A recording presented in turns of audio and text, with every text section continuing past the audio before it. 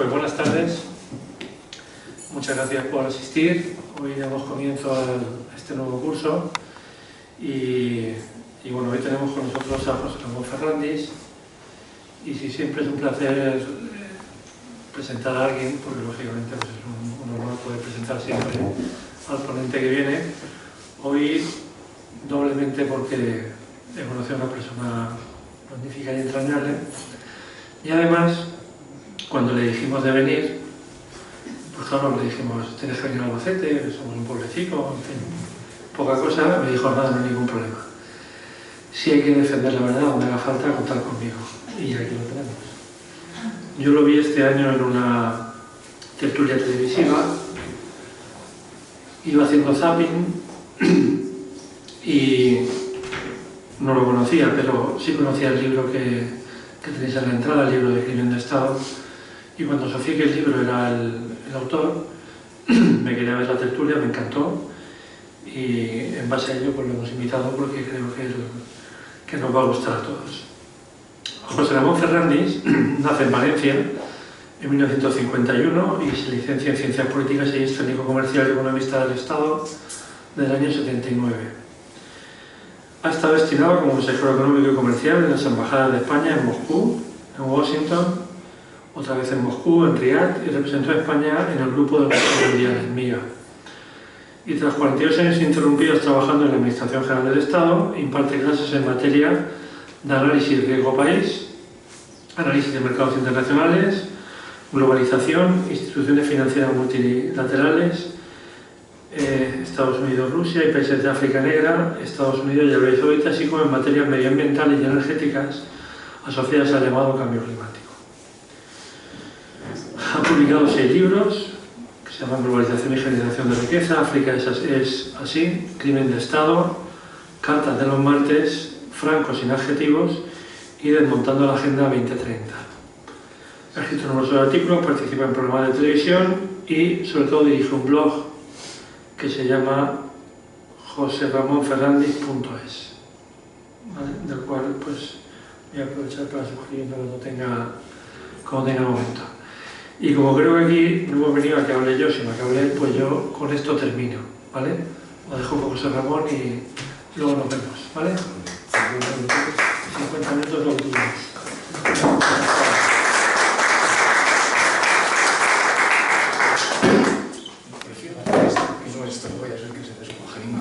Vale, ahora se me oye muy bien. Perfecto, nada, todo de acuerdo. Bueno, pues muchísimas gracias por venir, estoy encantado. Espero disfrutar, como siempre, de este tipo de charlas porque es que a mí me gusta hablar. Entonces, por eso, entre otras cosas, bien, no ya para defender la verdad, que también, sino porque, bueno, pues cuando hay que transmitir alguna información que usualmente no llega al público, es especialmente gratificante. Y si encima es fuera de Madrid, que es donde me suelo mover más, pues la verdad es que la satisfacción es mayor. Y encima me han dado un paseo por la ciudad que he conocido bastante bien, gracias a ellos, claro está. Y la verdad es que estoy muy contento. De tal manera que bueno, pues los augurios son los que son. 50 minutillos y luego encantado de contestar las preguntas que consideren conveniente dirigirme, que es la mejor parte de las presentaciones, las reacciones de los asistentes, a mí me parece fundamental. El título, Cambio climático, ciencia y política. ¿Por qué? Porque lo que debería ser ciencia en realidad no lo es. Está siendo política desde hace mucho tiempo. Y se lo voy a mostrar. Por supuesto en el libro se muestra mucho más, pero no quiero vender el libro, bueno, no me importaría. Pero lo que quiero es decirles que lo que claramente debería ser algo a tratar en el estrictamente cerrado ámbito de la ciencia, hace mucho tiempo que se ha convertido en política, dejando la ciencia de lado. Por mucho que se reivindique por parte de las instituciones multilaterales el hecho de que la ciencia sustente sus planteamientos, no es verdad. Y lo voy a intentar mostrar. De tal manera que ese es el título. Y en la pantallita que les pongo al lado no pretendo que la lean ahora, luego se lo explico porque hay una pantalla específica. Es un documento oficial de un organismo de Naciones Unidas que se llama IPCC, del que vamos a hablar después, que es un acrónimo que se refiere a Panel Intergubernamental sobre el Cambio Climático. Y es un documento que ha desaparecido del archivo oficial, ya no lo van a encontrar. Este es del tercer informe del año 2001 y luego veremos en detalle por qué ha desaparecido, lo cual es lamentable desde todos los puntos de vista.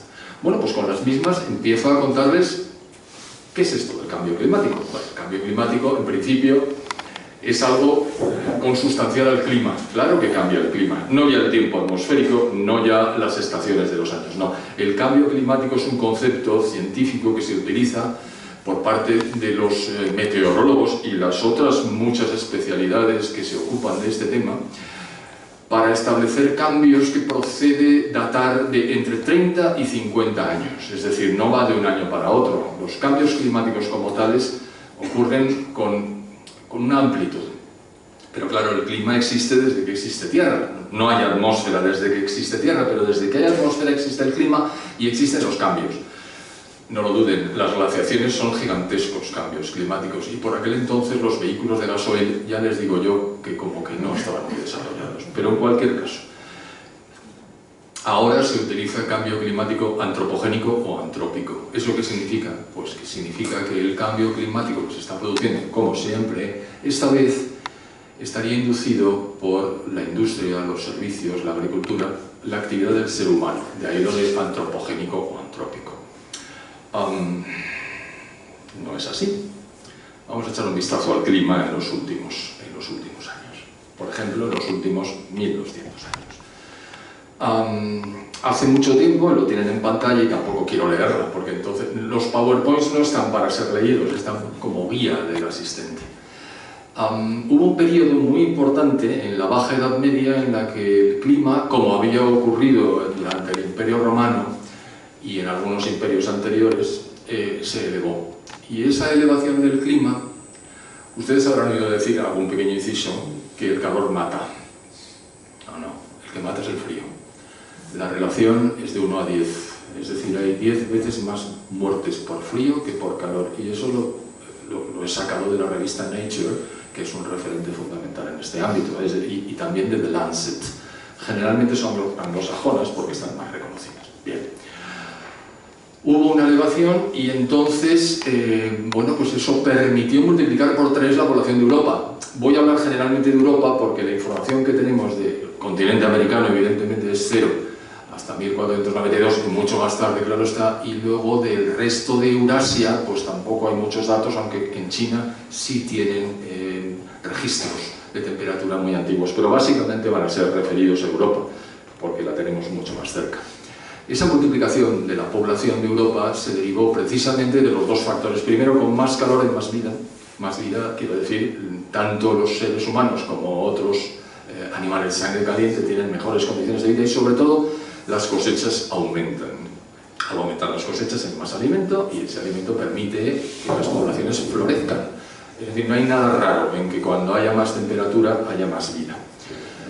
Y eso está datado, está documentado. Por supuesto no hay datos estadísticos de temperatura porque en la época no se podía medir con la precisión, ni mucho menos con que se hace ahora, ni siquiera a mediados del siglo XIX. Y de repente llega un periodo que se llama pequeña edad de hielo, y lo llaman así porque efectivamente las temperaturas caen fuertemente. Fuertemente son 2 grados de media, es decir, les parecerá poco, pero realmente es muy fuerte la caída. Por cierto, el pequeño detalle de Groenlandia, que no se lo he contado, ustedes sabrán lo que significa Groenlandia, que significa tierra verde. Pero claro, ustedes tienen una imagen de Groenlandia donde el verde brilla por su ausencia. ¿Por qué? Porque es gris del color de la piedra y blanco del color del hielo. Pero cuando le pusieron nombre los primeros habitantes, le pusieron tierra verde. Sin duda porque era verde, y era verde. Y de hecho, ahora que se están descongelando en algunas zonas de Groenlandia parte del hielo que existe, se están encontrando iglesias hechas con maderas que eran de los árboles que crecían en Groenlandia, donde ni mucho menos crecen árboles ahora. Conclusión, efectivamente, había hecho mucho más calor y luego ha hecho mucho más frío y ahora es posible que tengamos algo más de calor. Ahora les voy a explicar las temperaturas que tenemos, que tampoco son lo que la gente dice. La gente oficialmente dice. Bueno, cuando cae la temperatura tenemos verdaderos problemas. Empieza a haber menos alimentos, se congelan los ríos centroeuropeos, todo eso está datado. Es decir, los glaciares avanzan. Otro pequeño inciso, que yo quiero hacerlo divertido, básicamente. Ustedes conocerán probablemente al hombre de Similaun, o habrán oído hablar del hombre de Similaun en los Alpes austríacos. Hace no tantos años, unos viandantes o unos montañeros encontraron un cadáver semienterrado en el hielo. Llamamos a la policía. El cadáver era de algunos centenares, por no decir miles de años atrás, y le llaman de Similaun por la zona. Y era un hombre perfectamente congelado que anteriormente iba yendo por las zonas que luego se congelaron, pero que anteriormente eran caminos transitados. Es decir, eso es una prueba, como en Groenlandia, de que anteriormente la temperatura es superior a la actual. Bien,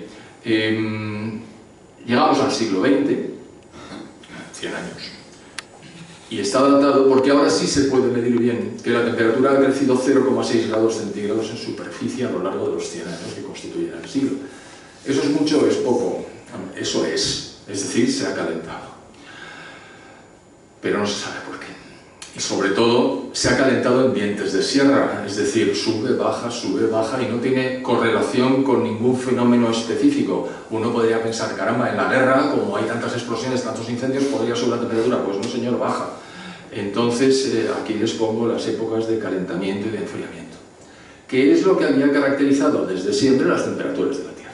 Y es lo que los científicos estaban acostumbrados a ver. Y ahora, bueno, estamos en el siglo XXI, esto ya lo tengo absolutamente datado en el blog, joseramonfernández.es. ¿Qué ha ocurrido? Desde 1998 hasta 2016 la temperatura no se ha elevado en absoluto. A eso le he llamado la pausa. ¿La pausa por qué? Porque la pausa en el crecimiento de temperaturas, que tampoco es un crecimiento lineal, sino en dientes de sierra, como les he explicado. Todo eso está demostradísimo. No se explica nadie por qué.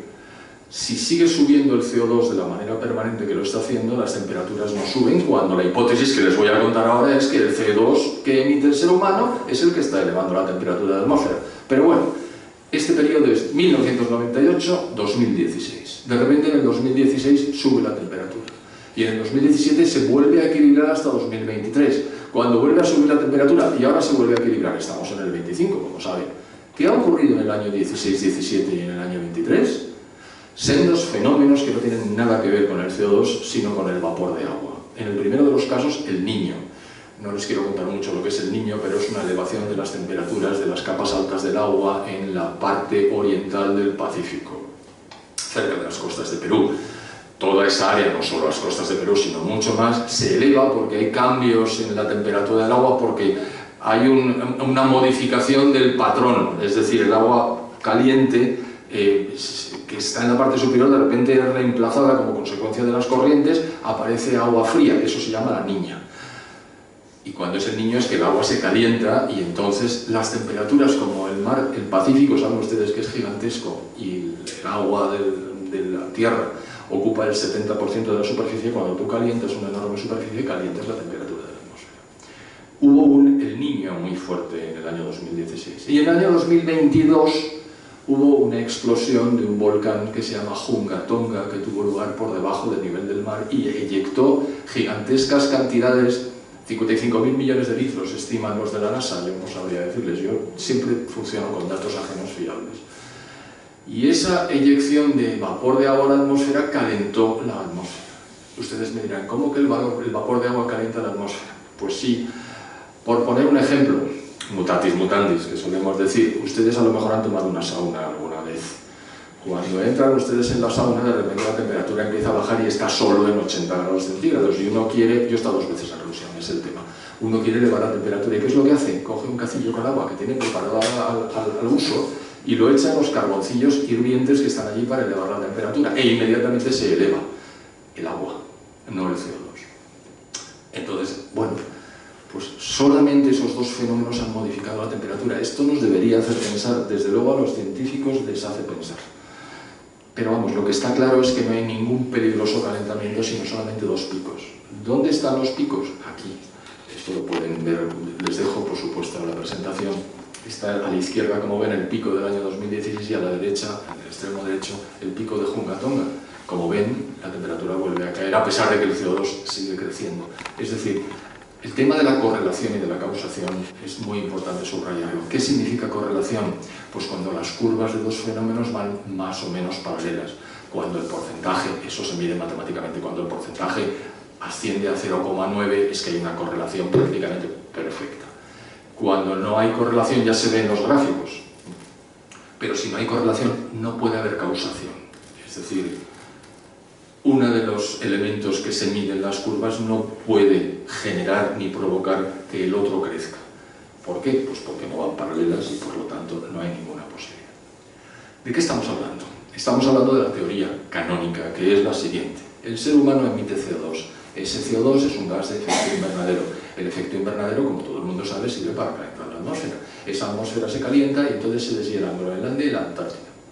No el Polo Norte, que nos da lo mismo porque es hielo sobre agua, con lo cual el nivel del agua no se modifica por mucho que el hielo se deshaga o se deje de deshacer. Bien, si todo el hielo que hay en Groenlandia y en la Antártida se deshiela, se convierte en agua, el nivel del mar subirá 56 metros. Eso es cierto, es un cálculo que se ha hecho. Esto no está pasando, simplemente es para asustar. Y entonces, claro, si sube el nivel del agua a 56 metros, ustedes háganse la idea. Aquí no va a llegar, a Madrid no va a llegar, pero la mayoría de las ciudades del mundo están construidas en la costa porque antiguamente las carreteras eran como muy malas, hace 2000, 3000 años, vamos, malísimas, como que no había. Y entonces las grandes ciudades están en la costa, con lo cual la mayoría de la población está en la costa, la riqueza está en la costa, se eleva el nivel del mar, catapum, y aquí nos morimos todos, o por lo menos los que viven en las ciudades. Esa es la teoría canónica. Más CO2, más temperatura, más agua, mortandad generalizada. Bien. ¿Y en qué se basa? Pues en un invento de 3 señores americanos, Mann, Bradley y Hughes, que en el año 99 publicaron en la revista Nature un estudio en el que aparecía el palo de hockey. Ustedes han oído hablar del palo de hockey. El palo de hockey sobre hielo. Nosotros aquí jugamos a hockey sobre hierba o sobre patines. Y el palo de hockey es curvo. No, allí no. En Estados Unidos es hockey sobre hielo y tiene una forma linealmente estable y luego una subida muy fuerte. Ese es el palo de hockey. ¿Qué significa el palo de hockey? Aquí lo ponen. La temperatura de la Tierra había estado equilibrado decayendo durante mucho tiempo y de repente, como consecuencia del CO2 en la atmósfera, se ha elevado vertiginosamente. Moraleja, el CO2 es el responsable de la elevación de las temperaturas. Y a partir de ahí se ha organizado todo un proceso en el que Naciones Unidas, a través de los muchos mecanismos que tiene, está intentando que los países más avanzados eliminen en gran medida sus emisiones de CO2 a la atmósfera. Ese es el verdadero palo de hockey. El palo de hockey es una farsa, es un fraude. Está demostradísimo y aquí les explico las razones por las cuales no es así. Esta es la verdadera distribución de temperaturas del periodo que Mann, Bradley y Hughes dijeron que demostraban con su estudio que apareció en 1999 y luego el año 2000 metiendo 200 años más en la revista Nature. Bueno, esta es la crítica, que no se la voy a contar porque son de rollo, pero lo tienen ahí. Pero no solo es eso, no solo es falso el palo de hockey, es que un hacker se metió en una universidad británica que se llamaba East Anglia University. Y dentro de la universidad hay un centro de investigación del clima. Y hay un intercambio de correos entre, el hacker sacó los correos a la luz, más de 1000 correos, y hay un intercambio de correos entre el director de la CRU, que es la Climate Research Unit de la East Anglia University, y el señor Mann, en el que Mann dice, quita esos descensos de temperatura, hide the decline, que es la frase favorita, oculta el decaimiento de la temperatura, porque si no te estás cargando todas mis tesis, en el sentido de que el palo de hockey existe, porque no existe.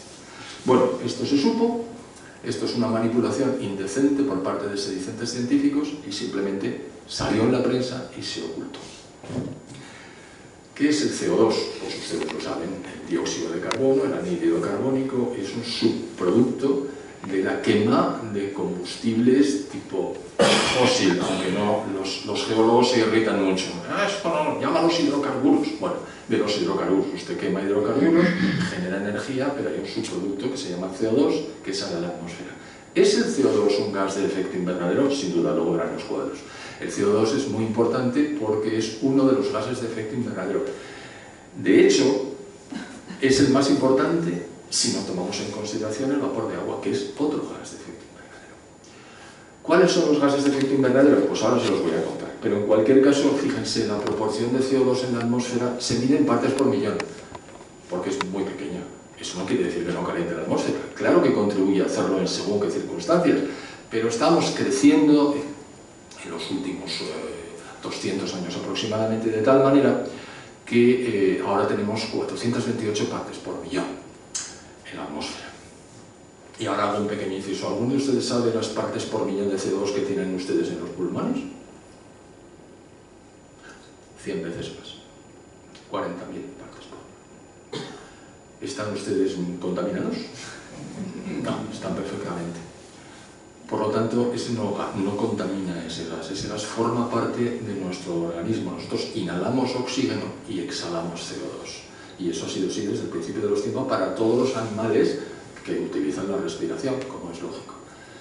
Claro, pero ¿qué más hace el CO2? Pues algo que nos enseñaron a todos de pequeños, la fotosíntesis. Sin CO2 las plantas no pueden desarrollarse.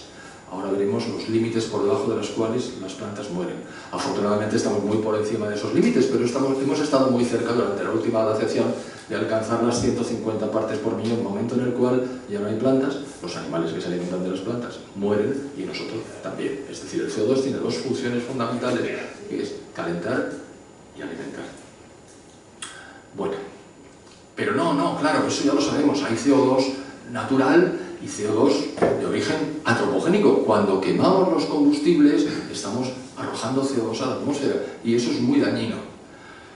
Ya, el documento del año 2001 del propio IPCC que ha desaparecido indica que el 97,1% del CO2 que se encuentra en la atmósfera es de origen natural y el 2,9%, claro, el resto de origen antropogénico o antrópico. Y el documento no está. ¿Por qué no está? Porque destroza el argumento. Se acabó. Es decir, si todo esto se sabe, ya no tiene sentido que intentemos reducir la emisión de CO2 a la atmósfera con esos proyectos que se llaman Net Zero, es decir, cero neto de incremento de CO2 en la atmósfera. No quiere decir que no haya CO2, no, claro, no, eso es imposible, porque siquiera nosotros moviéndonos o respirando ya estamos lanzando CO2 a la atmósfera, que afortunadamente las plantas utilizan para generar azúcares. No es eso, es simplemente que el porcentaje humano es técnicamente despreciable, es 2,9, no es que sea una traza, pero vamos, comparado con el natural no tiene sentido. Claro, esto no se puede saber. Aquí están los gases de efecto invernadero, es muy pequeñito, no aspiro que lo vean, lo siento, perdonen, porque no he podido ampliarlo más. Son los gases de efecto invernadero. Si se toman en consideración todos ellos, el orden por su presencia en la atmósfera es vapor de agua, CO2, dióxido de nitrógeno, metano, clorofluorocarbonos y ozono. Van cayendo en porcentaje. Todos ellos contribuyen a calentar la atmósfera, es el llamado efecto invernadero que ustedes conocen y que yo no voy a proceder a ampliar. Aquí tienen los datos. Aquí hay un gráfico donde se ve claramente que el CO2 es el segundo, en la segunda columna, pero comparado con el vapor de agua es muy pequeño, claro, es muy pequeño, no es el 2,9, el 2,9 es el CO2 de origen humano. La parte porcentual respecto de la totalidad de los gases de invernadero que ocupa el CO2 es de 3,5%. Bien, ahí lo ven ustedes. ¿Qué pasa con el CO2 según va incrementándose la concentración de CO2 en la atmósfera? Pues que cada molécula de CO2 adicional que se arroja a la atmósfera genera un crecimiento mucho menor de temperatura de lo que había hecho la anterior molécula y la anterior y la anterior. Eso se llama saturación.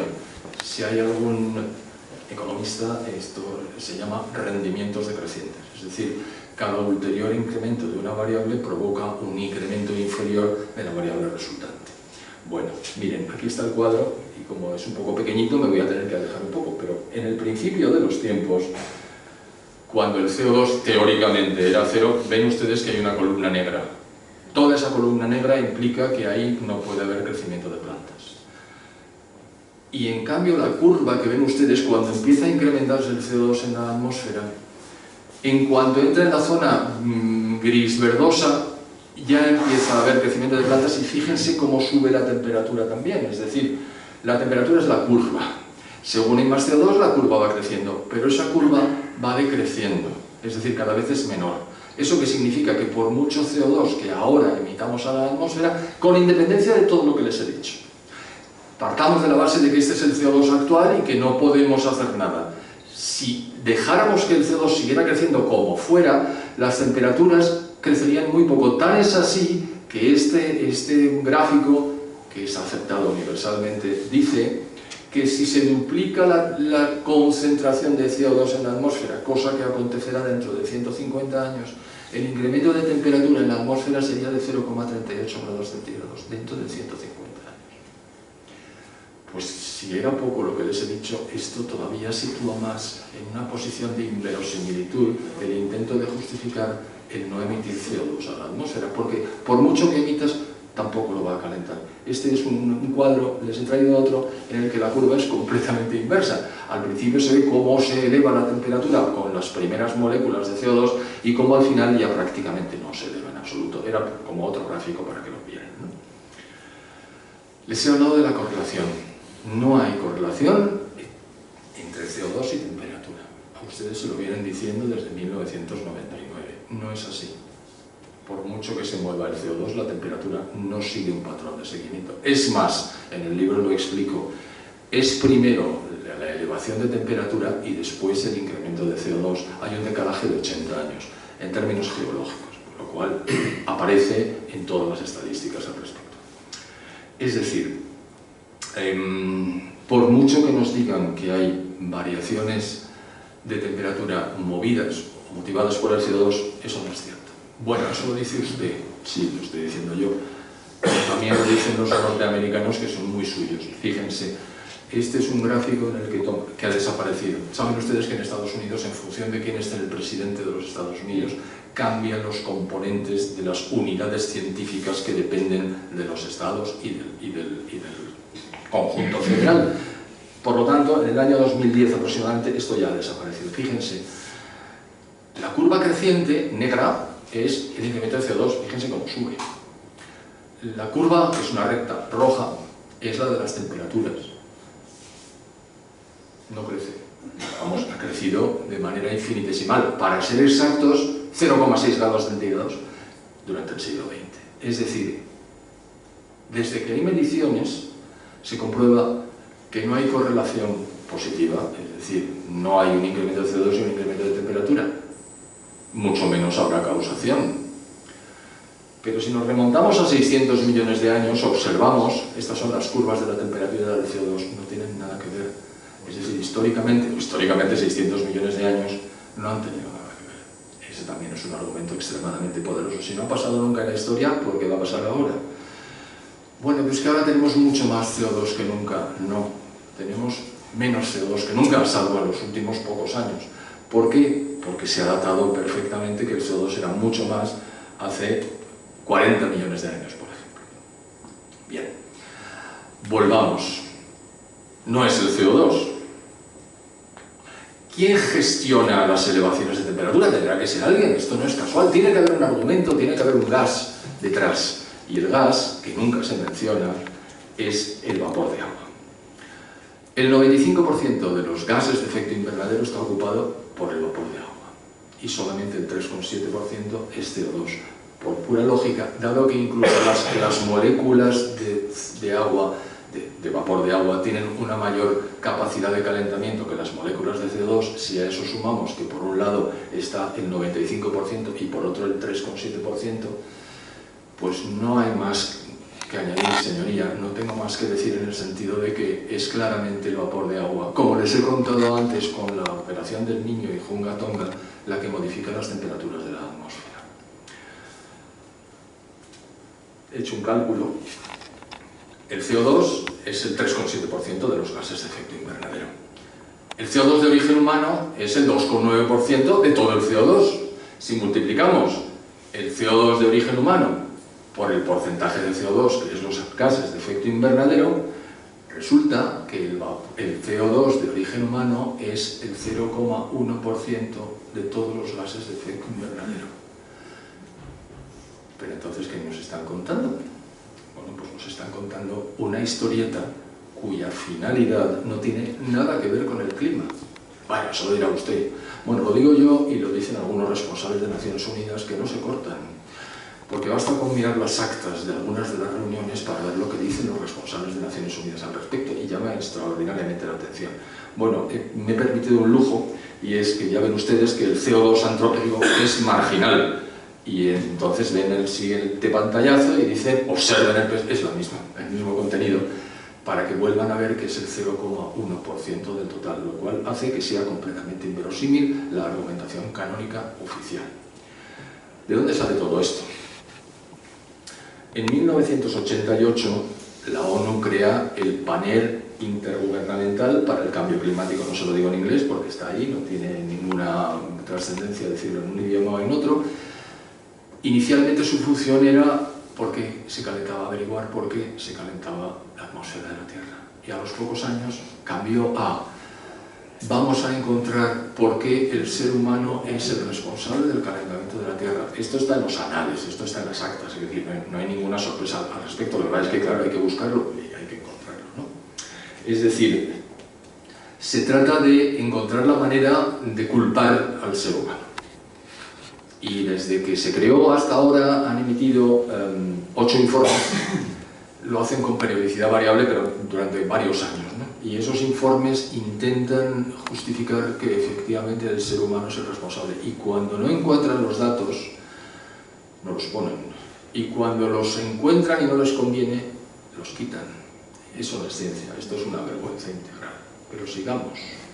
En el año 1992 se crea una de las múltiples conferencias de Naciones Unidas que se llama la Conferencia de Desarrollo y Medio Ambiente, que se hizo en Río de Janeiro y se llama el Rio Summit, que llevó a la creación del UNFCCC, se lo voy a decir una sola vez, United Nations Framework Convention on Climate Change. Convention on Climate Change es el CCC. Bueno, pues van a ustedes a ver el UNFCCC todo el rato. Y su presidente, que se llamaba Maurice Strong, lanza una frase que está en las actas. ¿Y si un grupito de líderes mundiales decidiera que el principal peligro para la Tierra procede de las acciones de los países ricos?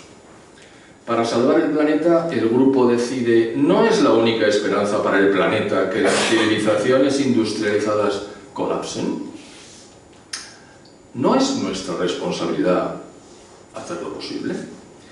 En 2010, el copresidente del tercer grupo del IPCC, que se llama, está vivo, Maurice Strong murió, Ottmar Edenhofer, dice, uno debe desprenderse de la ilusión de que la política climática internacional es política medioambiental. Por el contrario, la política del cambio climático trata sobre cómo redistribuimos de facto la riqueza en el mundo. Esto está en las actas. Esto es más o menos como lo de la Agenda 2030, perdonen que hago un inciso, que es mi último libro, a la limón, con un amigo mío que se llama Felipe González. Felipe González Abad, no nos confundamos. Ahí ponemos de relieve cómo la gente no se lee la Agenda 2030, yo no sé si alguno de ustedes... Una vez comenté, es que no se la lee nadie, y me sale una persona y dice, yo me la he leído, y el señor estaba bien, o sea, no le había alterado su patrón intelectivo. Es un rollo espantoso. No cuentan con que se lean las cosas que dicen, pero dicen unas cosas que cuando las leemos nos damos cuenta de la vergüenza que suponen. Bueno, pues eso. Decía, la política de cambio climático trata sobre cómo redistribuimos de facto la riqueza en el mundo. Y luego dijo, la política climática no tiene casi nada que ver con la protección medioambiental. Dijo más cosas. Pero ese mismo año, Cristina, ahora se hace llamar Cristiana Figueres, es hija de un expresidente de Costa Rica que trabaja en Naciones Unidas como secretaria general del UNFCCC. Es la primera vez en la historia de la humanidad que nos proponemos la tarea de cambiar el modelo de desarrollo económico. Pues verde y con asas, que ha prevalecido como poco durante los últimos 150 años desde la Revolución Industrial. Y luego sale un señor que también ha fallecido, que se llamaba Richard Blackman, de un partido de extrema izquierda norteamericano, y dice, el cambio climático es un asunto en torno al cual la gente puede unirse sin fronteras, oponiéndose tanto a fascistas como a neoliberales, el lenguaje es el suyo propio.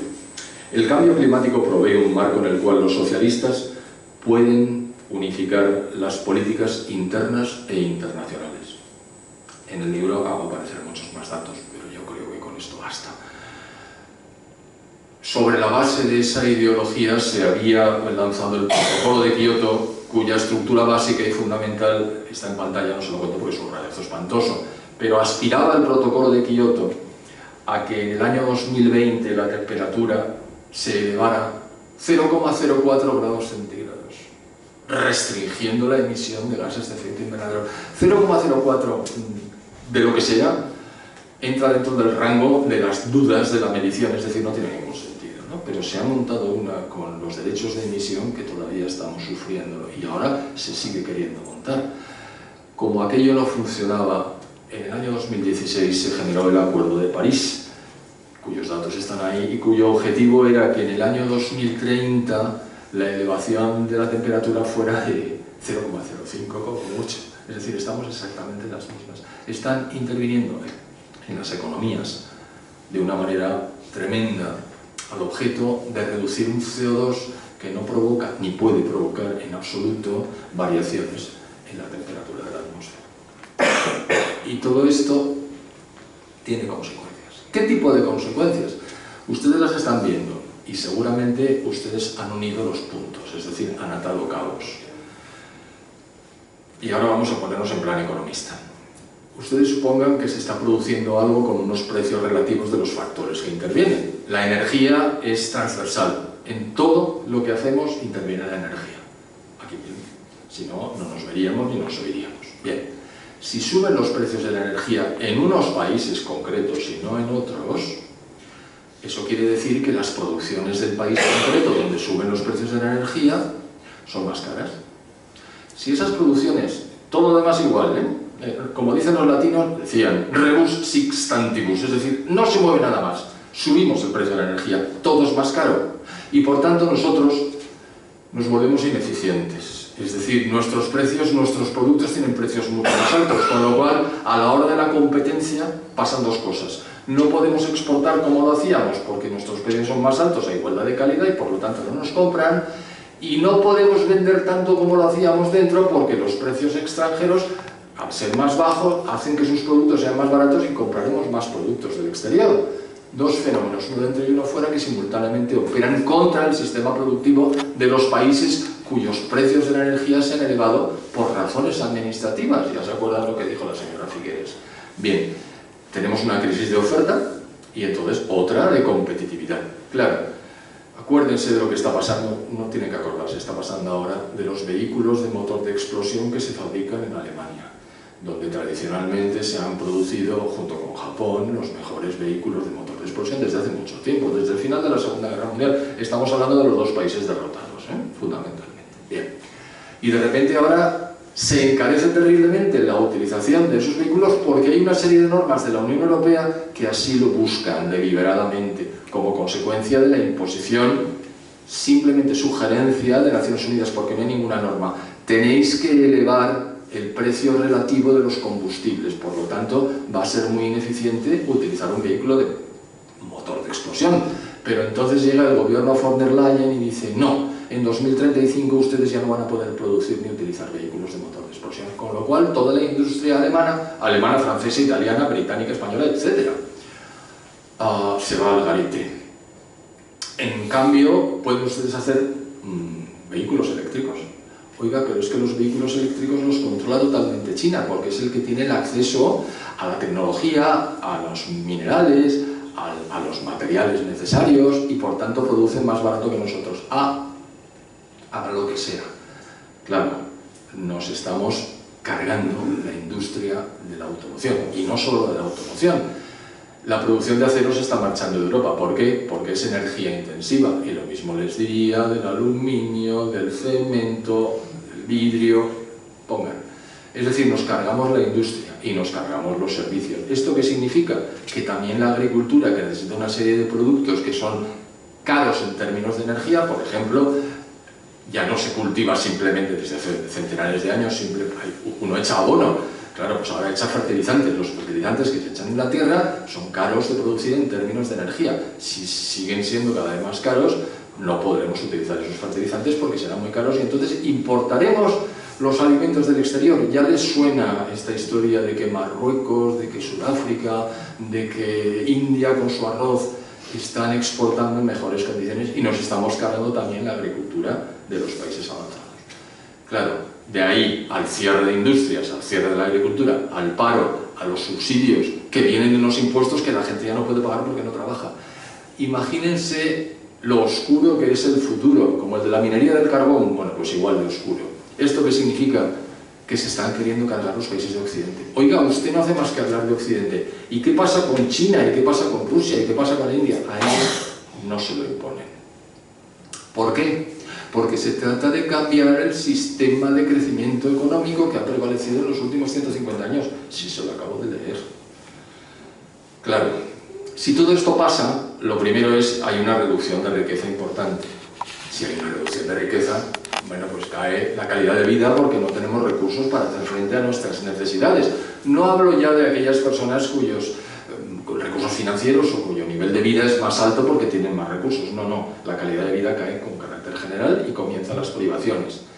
Ustedes han oído hablar de que las políticas recientes, no ya solo en España, sino en toda la Unión Europea, atacan y destruyen la clase media que es la garantía de estabilidad de todas las sociedades, aparte de que las integramos todos nosotros, pero bueno, eso también va a repercutir en una caída de la demografía, que ya está bastante triste, con lo cual efectivamente se va reduciendo la importancia relativa de Occidente, sobre todo de Europa. Estas son las consecuencias sociales, las primeras serán las económicas. Ahora vienen las consecuencias políticas, que digo por encima porque ya estamos llegando al final. Las instituciones, el caso de España es paradigmático en sentido negativo, las instituciones están siendo utilizadas y deformadas. Es decir, ya no están sirviendo para la función primigenia para la cual habían sido constituidas en su día. Un país es tan bueno como buenas son sus instituciones. Hay un libro de Acemoglu y Robinson que se llama Why the Nations Fail, ¿por qué fracasan las naciones? Y es porque sus instituciones fracasan y las naciones van detrás. Es decir, si fallan las instituciones nos vamos todos detrás y comienza el caos y los desórdenes. No hay más que mirar lo que pasa en el Reino Unido de la Gran Bretaña, lo que está pasando en Francia, lo que va a pasar en Alemania, lo que está pasando en casi todos los países de Europa, por traer a colación los más cercanos en Estados Unidos, por supuesto, ocurre. Eso del imperio de la ley ya empieza a no estar de moda. Es algo que va a caer también, y con eso aparecen cada vez más las dictaduras y las intervenciones militares. Eso es lo que nos espera desde el punto de vista político. Geopolíticamente hablando, pues es fundamental. Si minimizamos la importancia de Europa, eso quiere decir que como hay 27 países de Europa dentro de la Unión Europea, pues hombre, también decae la importancia de la Unión Europea, que digamos implosiona relativamente.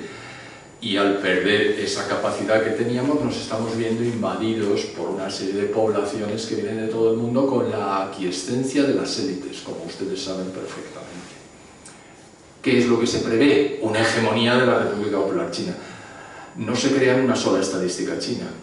Como yo, que estuve en la Unión Soviética, no me creía ni una sola estadística soviética, porque son falsas. Entonces tampoco piensen que lo de la República Popular China va a ser un crecimiento vertiginoso que las va a situar en cabeza dentro de las naciones del mundo. No va a ser así. El que sí va a crecer es India. ¿Y saben ustedes por qué? Por pura demografía. Y porque tiene unas tasas de crecimiento más altas ya que las chinas y que el resto del mundo. ¿Y por qué? Porque vienen de una base estadística más baja. Eso se llama efecto estadístico. Cuanto más bajo está uno en nivel de algo, más rápidamente crece para alcanzar el nivel de los demás. Pero en fin, es India. Rusia va a tender a desaparecer también por razones demográficas. La tasa de reposición no existe en Rusia. La tasa de reposición es 2,1 hijos por mujer. En Rusia están en 1,3 aproximadamente. Pero es que además partimos de un cómputo de población que viene de la época soviética y que es falso. Es decir, ahora mismo no sabemos exactamente cuántos habitantes hay en Rusia, pero hay pocos, aparte de que Rusia no ha conseguido estabilizar su crecimiento sobre bases económicas y tecnológicas avanzadas. Los Estados Unidos, esto lo escribí mucho antes de que llegara el señor Trump, esto tiene algunos años ya desde que hice el libro, van a tender a aislarse. ¿Por qué se van a aislar? Porque la influencia de China, de Rusia y de los países en crecimiento de Asia a ellos no les conviene. Esto de los aranceles no es más que un epifenómeno de la política de sístole y diástole que los Estados Unidos llevan desarrollando desde hace bastante más de un siglo. Y luego el mundo ya se va a separar en dos bloques. Ustedes saben que ha habido una unidad de mercado, una globalización en la que todos los países se integraban y hacían comercio e inversiones entre todos. Esto se ha acabado, se está acabando ya se está viendo. No hacía ninguna falta. No es el CO2 el responsable. El responsable, penalizando las emisiones de CO2, es el socialismo. Esta es la gran diferencia. Estamos hablando de un intento de acabar con Occidente, de su prelación, de su superioridad, de su desarrollo, que procede de la revolución industrial. Y eso se hace a través de las emisiones de CO2. 50 minutos aproximadamente. ¿Y qué fue lo que dijo la Virgen María?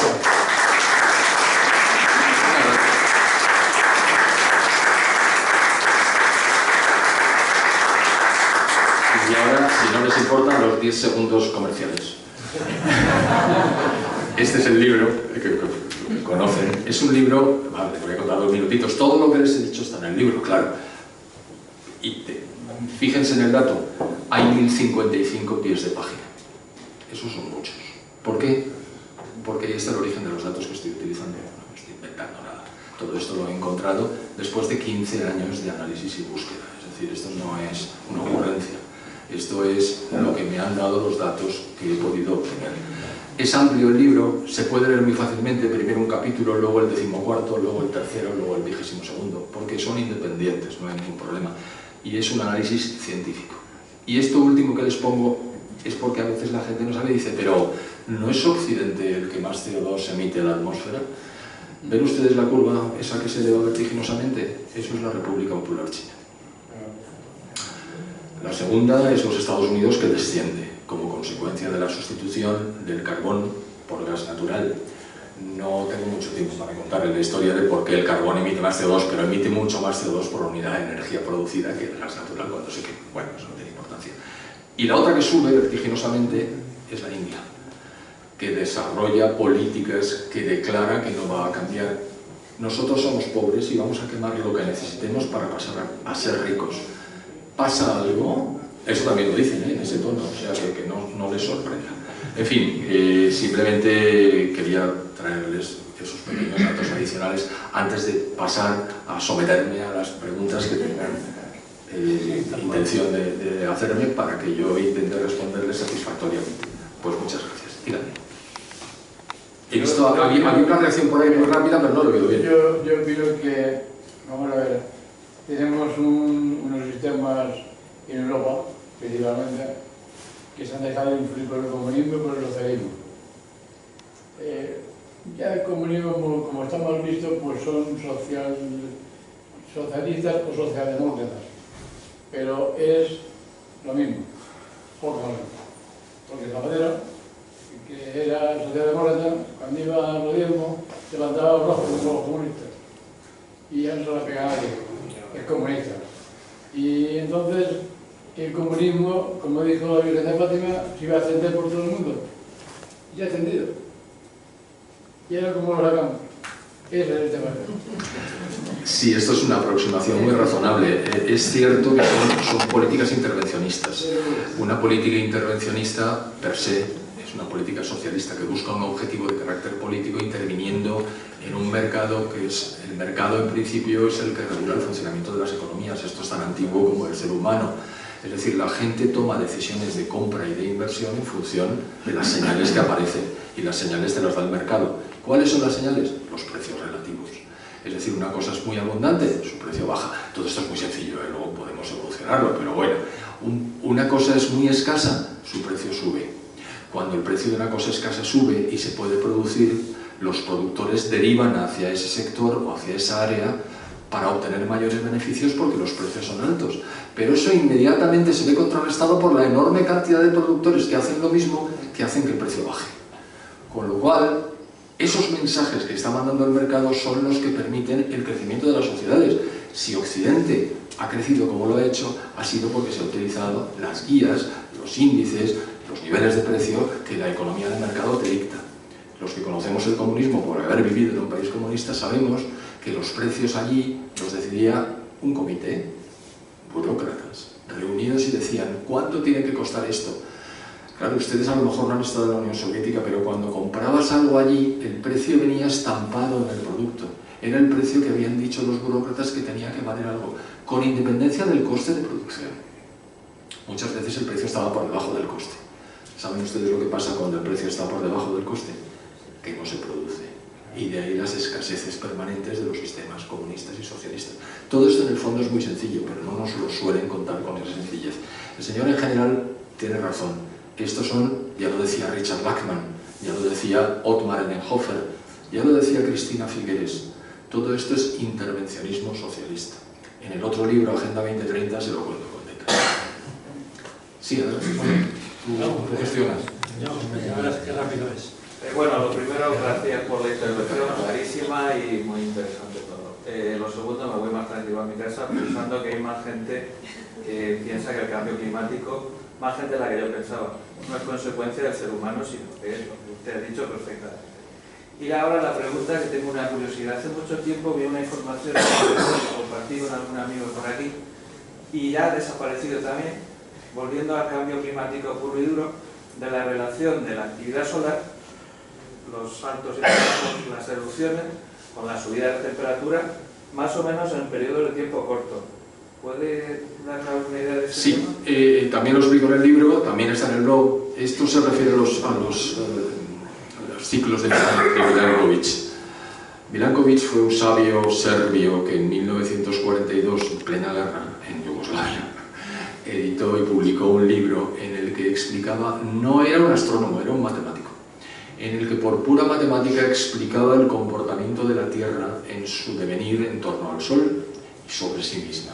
Entonces hablaba de 4 movimientos fundamentales, ustedes se acuerdan, de rotación, traslación, inclinación del eje, y luego otra cosa que en inglés es wobbling y que en español se me escapa, nutación, perdónenme.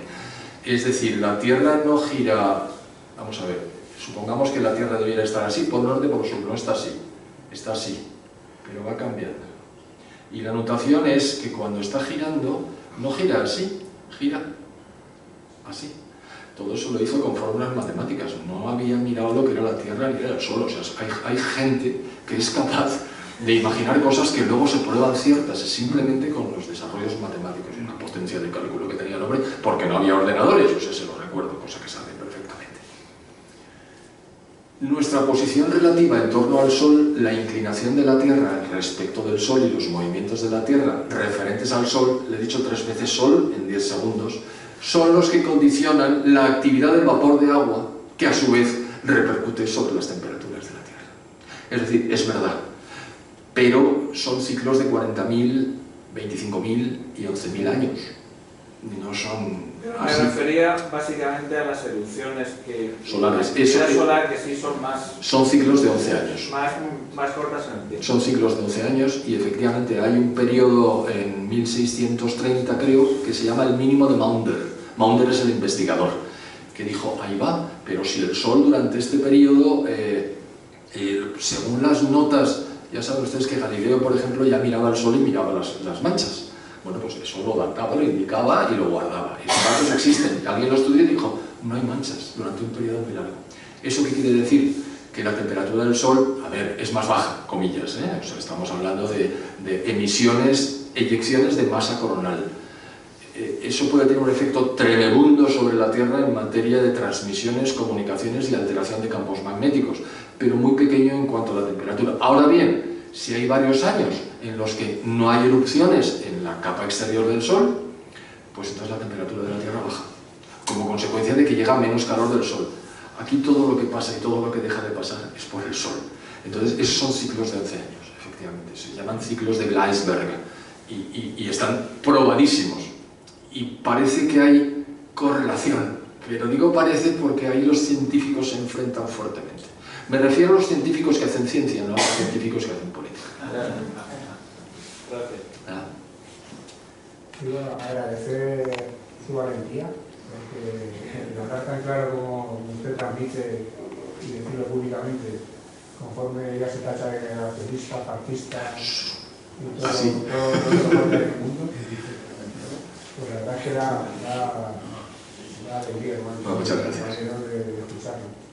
Entonces yo quería plantear el tema de que, por ejemplo, el discurso que dio últimamente Trump en la ONU, en el cual tachó de milonga todo el tema del cambio climático, eso puede ser un índice de esperanza de que esto revierta y en Europa dejemos de hacer un poco el indio, un poco bastante lo que estamos haciendo, como estamos castigando a nuestros agricultores, a nuestros ganaderos.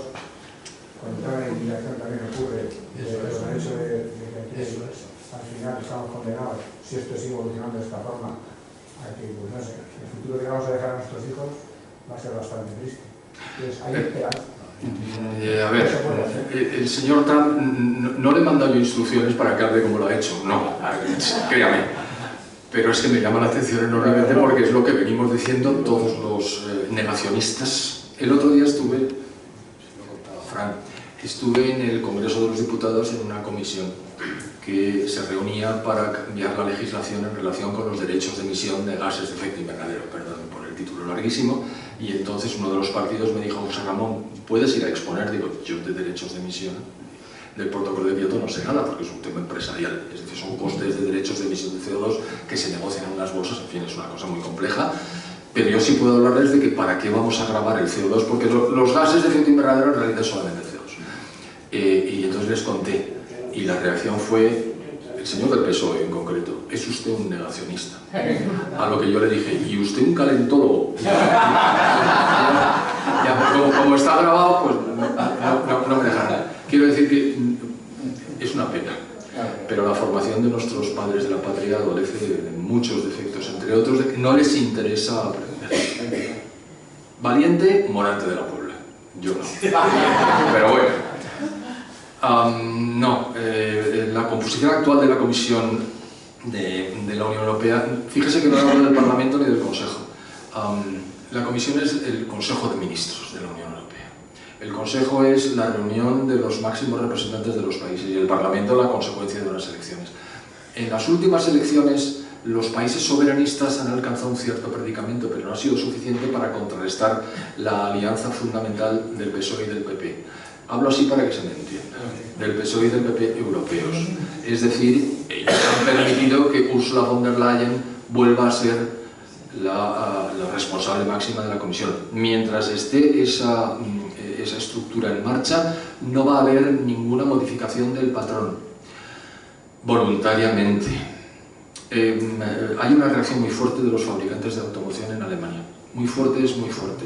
Van a colocar a 100.000 personas en la calle, cuestión de semanas. 100.000 personas de golpe. A ver, Alemania tiene 87 millones de habitantes. No parecen tantos, pero son muchísimos. Y puede haber una alteración brutal del orden público. El canciller alemán Friedrich Merz, ese señor que cuando las elecciones alemanas dijo voy a restringir la entrada de inmigrantes ilegales, y al día siguiente dijo donde dije digo Diego, yo lo que quería era su voto. Son una banda de sinvergüenzas, son políticos profesionales, ¿qué quiere usted que le diga? Pero está muy nervioso, porque está viendo que la Alianza por Alemania, a la que quieren sacar del ámbito legal, porque está alcanzando en votos potenciales, y sobre todo en algunos Länder está superando a la CDU, a la CSU y al Partido Socialista Alemán, le quita el sueño. Por lo tanto va a tener que reaccionar. Pero eso ya no es la Comisión por las buenas, eso es la Comisión presionada. De la situación francesa ni hablo. Ustedes saben que la Unión Europea no es más que un desarrollo metastásico del mercado común europeo. El mercado común europeo es una idea fantástica, una idea que lo que dijeron sus padres, perdón que me estoy yendo, pero lo que dijeron sus padres fundadores, que eran Monnet, De Gasperi, Schuman, todos aquellos políticos cristiano-demócratas de la posguerra, era: no puede haber una tercera guerra mundial en Europa, porque entonces desaparecemos. Ustedes saben que la primera se generó no entre Francia y Alemania, pero básicamente, pero casi. La segunda sí, básicamente fue eso. Es decir, Alemania es demasiado fuerte. Y entonces se trata de que se equilibren las posiciones. Pero la idea es: vamos a poner del bracete a Francia y a Alemania para que vayan juntos por el mismo camino y no volver a haber enfrentamientos. Y eso empezó con el átomo, con el carbón, con el acero y después con el mercado común europeo, que se trataba de meter a 6 países, entre los cuales ellos 2, el otro era Italia, Bélgica, Países Bajos y Luxemburgo, de tal manera que hagan una unión aduanera. ¿Qué es una unión aduanera? Pues un mercado gordo, donde los aranceles internos desaparezcan y se cree una tarifa exterior común, que es un arancel gordo para evitar que nos haga la competencia. Claro, eso generó una riqueza per se brutal. ¿Por qué? Porque las producciones empezaron a crecer vertiginosamente y la riqueza del mercado común europeo creció. Atraídos por esa riqueza dijimos, yo también. El intento de España de entrar en el mercado común europeo lo llevó adelante un señor que se llamaba Fernando María Castilla, que algunos de ustedes recordarán. ¿Se acuerdan de quién era el presidente del gobierno y el jefe del Estado entonces? Se llamaba Francisco Franco. La cosa es antigua, viene de lejos. ¿Por qué? Porque a todo el mundo atraía la posibilidad de estar en ese mercado común que se creó el 1 de enero de 1957 en Roma, por el Tratado de Roma. Bueno, eso estaba estupendo y entonces todos los países quieren entrar. Y entonces la Unión Europea dijo, ah, no, la Comisión dijo, ahora nos vamos a convertir en otro imperio, como los Estados Unidos, como China, como lo fue Rusia, como Japón no ha podido ser. Nosotros sí. Vamos a agrupar el máximo número de países posible, aunque no estén en condiciones de cumplir con las obligaciones. Yo les bajo los requerimientos. Y nos pusimos en 28 países. Claro, 500 millones de habitantes. Un PIB, un Producto Interior Bruto, perdón, equivalente al de los Estados Unidos. Caray. Pero claro, las decisiones políticas las tomamos nosotros. Y los países soberanos cada vez tienen menos soberanía. Esa es la deriva cancerosa, mejor dicho, metastásica. Si nos hubiéramos quedado en una unión aduanera global, ahora seríamos los reyes del mambo. No estaríamos en la mitad del Producto Interior Bruto norteamericano cuando estábamos a la par, hace 20 años, sino que tendríamos el doble. ¿Por qué? Por el intervencionismo socialista, es lo que usted ha dicho al principio. Conclusión, en Estados Unidos va a pasar durante los próximos 3 años y 3 meses, si no lo matan, que lo están intentando constantemente, pero en la Unión Europea, a menos que haya un cambio inducido, que autónomo no lo va a haber, a menos que haya cambios electorales, no. Por lo tanto, la situación va a seguir como está. ¿Hasta cuándo podemos hacer proyecciones que nos digan que va a haber un predominio islámico en Europa Occidental dentro de X años? Pues esto es un problema de actuario de seguros. Si ustedes conocen alguno, dígaselo. Hagan un cálculo de cuándo van a ser mayoría. Tampoco es necesario que sean mayoría. Con que sea una minoría suficiente del 30%, esto es Eudavia. ¿Sabe quién puso ese nombre?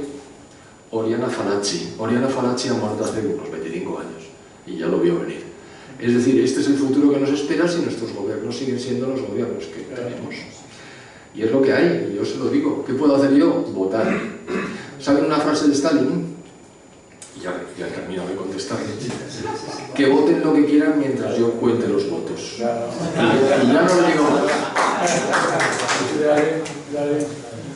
Luis, una pregunta. La colonización de los organismos internacionales, la ONU y todos los organismos, por este tipo de funcionarios o lo que sea, ha sido un proceso natural, está manejado por alguien, porque yo antes cuando estábamos en Berlín parece que todos los problemas venían de la lucha soviética. Cuando desapareció aquello, parece que nos quedamos entre comillas, sin enemigo. Pero todo esto que has comentado, ¿no?, de cómo se ha ido colonizando la ONU y sus organismos, está como muy elaborado. O sea, no es una cosa que parezca casual. No lo es. No lo es. Estamos hablando de Naciones Unidas. Vamos a ver. Naciones Unidas es creada en 1948 con un único objetivo: preservar la paz en el mundo. Como consecuencia de esa Segunda Guerra Mundial brutal, dicen que 55 millones de muertos, pero no se ponen de acuerdo. Y como consecuencia de la Primera Guerra Mundial, donde fueron 10-11 millones de muertos, que provocó la aparición de la Sociedad de Naciones, que fue un fiasco, que desapareció, se hundió y fue sustituida por Naciones Unidas. 75 guerras distintas, gordas, después, Naciones Unidas no ha sido capaz de preservar la paz en ninguna de ellas. Es decir, es un fracaso en toda la línea, del 100%. Pero eso ya lo habían visto las Naciones Unidas, que viven muy bien, son altísimos funcionarios de muchos países que viven maravillosamente con unos ingresos brutales y los más elevados con pasaporte diplomático. Es decir, no son impunes, pero casi inmunes. Bueno, y entonces dijeron en 1960, esto no lo vamos a poder hacer, vamos a hacer otra cosa.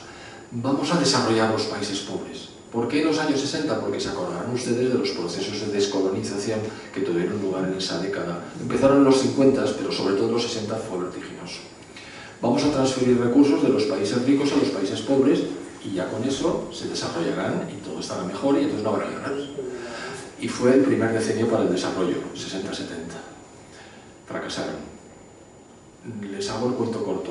Primero, segundo, tercero y cuarto decenio para el desarrollo, cada vez con más recursos y con fracasos sucesivos. Así que en el año 2000, en la reunión de la Asamblea General que tiene lugar en Nueva York, todos los años, en septiembre, decidieron que iban a crear los Objetivos de Desarrollo del Milenio, porque era el año 2000, y eso iba a durar 15 años. Y largaron, pusieron 8 objetivos y 18 metas. El fracaso fue en toda la línea. No quiero detallar porque nos ponemos a las 12 de la noche y no va a poder ser. Terminado el año 2015, o al final del año 2015, se sacan de la chistera los Objetivos de Desarrollo Sostenible, mejor conocidos como Agenda 2030. Ya llevamos 10 años. Ya le digo yo que no está funcionando. En el año 2030 se van a sacar del bolsillo los Objetivos de Desarrollo Resiliente, que es otra palabra que se gastan, para no alcanzar el objetivo de nuevo. Y usted me dirá, pero hombre, llevamos desde el año 60 del siglo pasado hasta el año 25 de este siglo y no han conseguido nada. Toma, es que no les interesa conseguir nada, porque si lo consiguen se tienen que hacer el seppuku, que es más técnico que harakiri. Es decir, si una organización tiene un objetivo y lo alcanza, la organización tiene que desaparecer. No, por Dios, por encima de mi cadáver.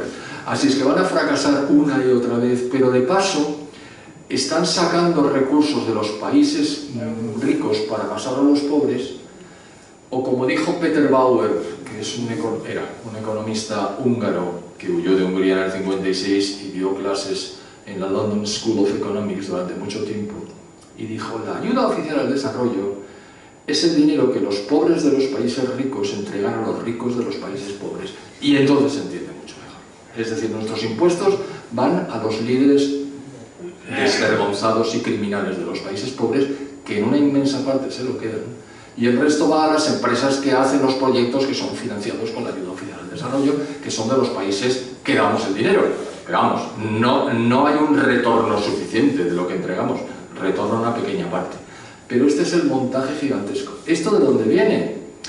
Pues viene de que tanto el Fondo Monetario como el Banco Mundial como Naciones Unidas fueron elaborados por líderes que eran socialistas, sino comunistas. Por parte de la Gran Bretaña estaba al frente John Dexter White, miembro del Partido Comunista. Perdón, por los Estados Unidos, miembro del Partido Comunista. Y por parte del Reino Unido de la Gran Bretaña, y ya se acuerdan ustedes, los dos vencedores occidentales, porque el otro vencedor era la Unión Soviética. El otro se llamaba John Maynard Keynes, o Keynes, ahí se le conocen perfectamente, los dos de izquierdas, y crearon organismos puritamente de izquierdas e intervencionistas. Ese es el origen. Por supuesto, Franklin Delano Roosevelt, presidente norteamericano, que fue el único, y ya en el futuro no va a haber más, que ha estado 4 veces de presidente, es decir, no ya 2 como ahora, porque ha habido una modificación de los estatutos de la Constitución americana, que es una constitución abierta, ahora solo pueden tener 2 mandatos, 4 más 4. Roosevelt empezó el 4º y falleció, pero llegó a tener un 4º. Era intervencionista, socialista. Imagínense a Hillary Clinton de presidenta. Eso. Es decir, ese era el perfil. Y esos organismos que nacieron entonces, acuérdese de la alianza estrecha con la Unión Soviética, eran los que dieron forma a toda la posguerra. Y toda la posguerra pues ha terminado, ¿cómo decirle?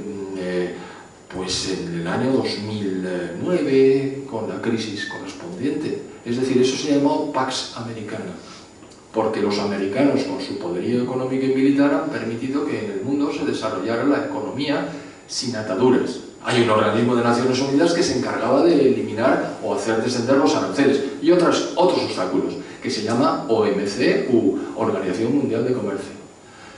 En el 2001 entró China, se acabó.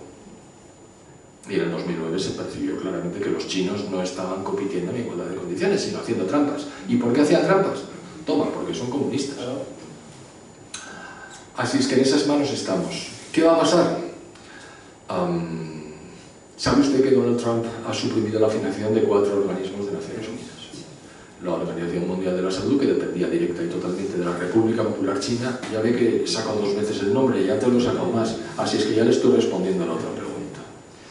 Otra es UNIFIL, que es el organismo de Naciones Unidas que estaba en el Líbano para impedir los enfrentamientos, ni impedir los enfrentamientos ni nada que se le parezca. La otra es la UNRWA. La UNRWA se creó en el año 48, cuando se creó Israel, para ayudar a los palestinos que que ya habían vendido sus tierras o que habían quedado desplazados por la creación del Estado de Israel. Ha dejado de pagarle porque resulta que la UNRWA estaba integrada por miembros de Hamas y además daba cobertura a los lugares desde los cuales Hamas lanzaba los misiles o guardaba las armas o tenía las entradas de los túneles. Y la cuarta creo que es la UNESCO, pero nunca me acuerdo de si es la UNESCO o la UNICEF, no sé qué decirle. ¿Cuál va a ser la quinta? Y las universidades americanas también es verdad que yo creo que estaban metidos mucho los chinos. Y el servicio de espionaje chino, porque cada chino es un espía chino. Tengo que dar una conferencia sobre China este lunes y viene una señora china, pero yo lo siento mucho, yo soy muy cortés y muy educado, pero ustedes saben que un chino es un chino siempre y esté donde esté. Siempre será un chino. Si hay algún chino aquí, como yo tengo 10 dioptrías y no veo muy bien los rasgos, pues a lo mejor, pues lo siento mucho, pero este es exactamente así. ¿Y sabe quién dice eso? Los chinos. Así que por ahí vamos. Bueno, pues muchas gracias y nada, agradecerle que haya estado con nosotros. Encantado, de verdad. E invitarles a la próxima el mes que viene. Muchas gracias.